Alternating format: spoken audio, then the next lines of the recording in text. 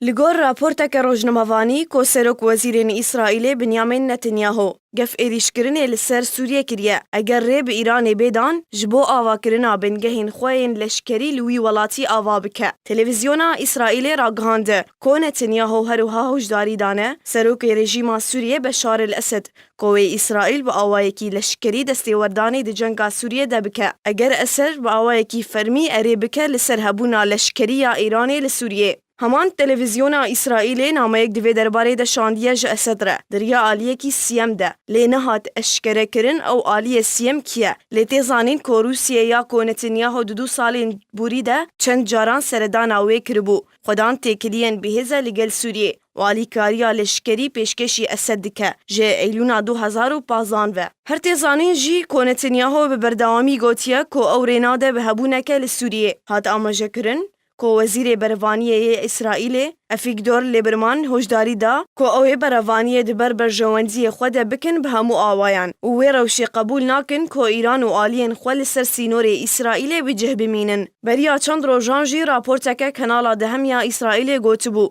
که نتانیاهو دو پیوندیه که تلیفونی دل لگل سروک فرانسای ایمانوئل ماکرون یکشم بوری که او ایریشکرنا چند آرمانجان لسوریه دخوینه هولدای نتانیاهو آرام بکه و وی جوه بریاره وگرینه. همان راپورتی هروها گوته که نتانیاهو هروها گوتیه که چالاکین ایرانه لسر سوریه بویا آرمانجا اسرائیلی.